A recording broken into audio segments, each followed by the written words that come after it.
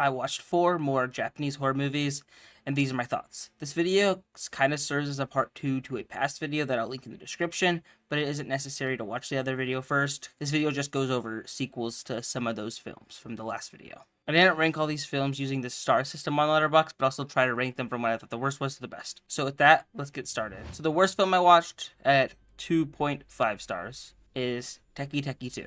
The story of Teke Teke, the ghost woman with no legs, continues. Conflict arises between a group of high school classmates, and Teke Teke starts hunting them down, one by one.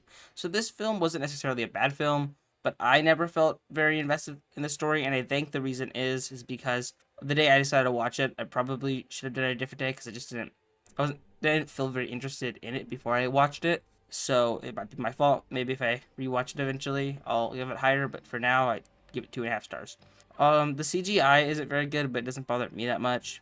And except for like one kill, all the other kills are pretty much the same, and so it's kind of repetitive. But to be fair, with how the story is done, I don't know how they could have changed that.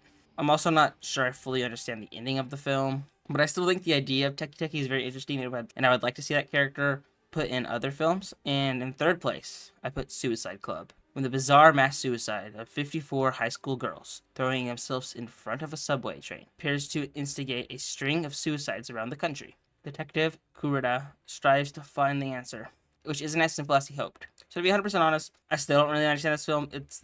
I went into this film with the wrong expectations. I didn't expect it to be this confusing and different or odd. So I probably didn't go in with the best expectations for this film, but I'll still try to give you my thoughts.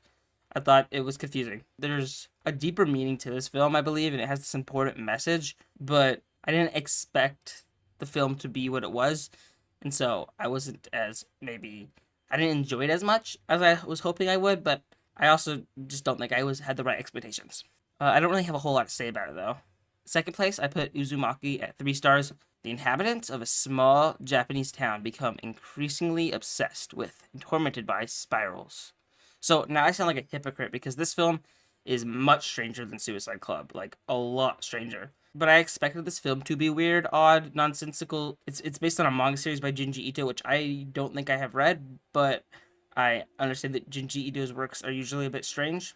So I kind of had an idea of what to expect when I watched the film. And so maybe that's the reason I preferred this film. So this film is just an experience for the eyes. It's super odd. Some of the visuals are so strange, cursed, maybe a little disturbing for some people. And the entire film, it just feels cursed or off. Like something just isn't right. The colors they use, so this green tint to it, and everything just about this film is just strange. It's off. So just kind of go in knowing the plot doesn't make a whole lot of sense. It's just more of an experience. Watch it, enjoy it, or maybe you won't. And if you like strange movies, you'll probably enjoy this. In first place, I put The Scissors Massacre at 3 stars. 3 sisters grew up on a chicken farm in a small town in Gifu. The oldest sister, Yuki Sawada, is engaged to be married.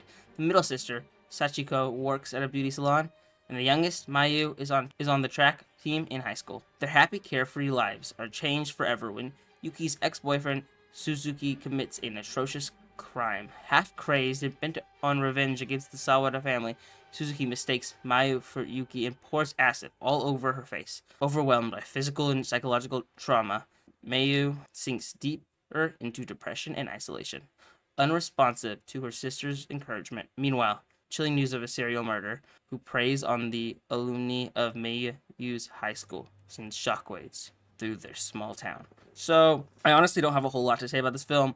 I gave it 3 stars, so I thought it was alright. I didn't think it was amazing, but I didn't hate it. It's a bit of a slow burn, like the first, I think, 20 or 30 minutes. Like, you might forget it's a horror movie, but then it does start to ramp up a bit. It's also a bit depressing, honestly, some of the things that happen in this film. And I don't exactly know how this relates to the film from the last video called Carve the Slit-Mouth Woman. It's supposed to be somewhat related, but I don't know how it really works. If you've seen both films, you'll know. It's kind of hard to explain. But the story itself is really interesting. It takes some turns that you might not have expected. So my final thoughts is, I don't think any of these films are terrible. None of them were that great to me. Though it's probably my fault because I've been watching so many films this month. I need to take a little bit of a break when it comes to how many films I'm watching. I'm watching them almost every day. So, probably my fault. With that, honestly, these are my opinions. I'd love to know your guys' thoughts.